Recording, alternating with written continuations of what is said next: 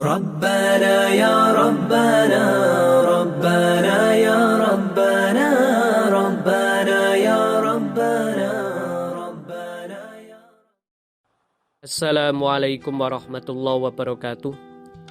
Bismillah, alhamdulillah, wassalatu wassalamu ala rasulillah, amma ba'd. Salah satu hal yang paling diidam-idamkan oleh manusia adalah ketenangan hati atau sakinah. Ada beberapa cara untuk mendapatkan ketenangan hati. Yang pertama adalah memanfaatkan waktu malam, terutama untuk kepentingan istirahat atau tidur yang cukup. Kita tahu bahwa waktu ideal untuk tidur adalah malam hari, dan ketika seseorang tidur atau istirahat, maka fungsinya sebagai subata. Waja'alna naumakum subata. Salah satu fungsi daripada tidur adalah sebagai jeda yang mampu mengistirahatkan fisik dan emosi manusia, sehingga begitu nanti bangun tidur, dia kembali segar, baik secara fisik maupun secara psikis. Oleh karena itu tidak heran apabila setidaknya ada 6 ayat yang menggabungkan fungsi malam sebagai waktu yang tepat untuk istirahat, terutama untuk tidur, yang tentu salah satu fungsinya adalah meningkatkan ketenangan hati. Lalu yang kedua, memiliki tempat tinggal. Di dalam Al-Quran misalnya dikatakan, Wallahu ja'ala lakum min buyutikum sakana.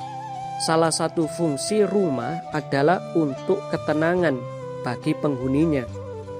Apabila seseorang sudah berlelah-lelah bekerja di luar rumah, ketika dia kembali ke rumah, tentu akan ada ketenangan jiwa yang dia rasakan. Terutama kalau rumahnya tersebut adalah rumah yang dia senangi. Wa masakina tardawnaha. Rumah yang dia ridhoi, rumah yang dia senangi, rumah yang nyaman, yang dia ketika sampai di rumah yang dia dapatkan adalah ketenangan. Lalu yang ketiga, memiliki pasangan hidup. Wa min ayati an khalaqalakum min anfusikum azwaja litaskunu ilaiha. Ketika seseorang memiliki pasangan hidup, maka keluh kesah bisa disampaikan kepada pasangannya. Kalau ada problem bisa dimusyawarahkan dengan pasangannya dan sebagainya. Karena apabila beban itu dibagi sekalipun dalam bentuk ucapan, tentu akan terasa lebih ringan daripada ditanggung sendirian. Dari sinilah pasangan hidup akan memberikan kontribusi bagi ketenangan jiwa manusia. Apalagi kalau pasangan hidup tersebut adalah pasangan ideal, yaitu suami yang soleh atau istri yang solihah. Adapun yang keempat, ketenangan jiwa diperoleh melalui doa. Misalnya washolli alaihim inna sholataka sakanul lahum. Apabila seseorang sering didoakan, diucapkan tutur kata yang positif, tentu doa di sini adalah doa-doa yang positif. Apabila kita bertemu orang, kemudian orang tersebut sering bertutur kata yang positif, mendoakan kita, mendoakan keluarga harmonis, mendoakan kita ilmu bermanfaat, mendoakan kita panjang umur, mendoakan kita rezekinya halal, lancar, dan sebagainya. Semakin banyak ucapan-ucapan positif, terutama dalam konotasi doa, yang disampaikan kepada seseorang, tentu akan meningkatkan ketenangan jiwanya.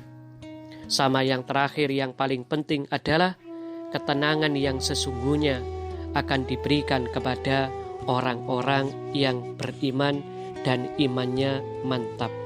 Fa'anzalallahu sakinatahu 'alal rasul wa 'alal mu'minin.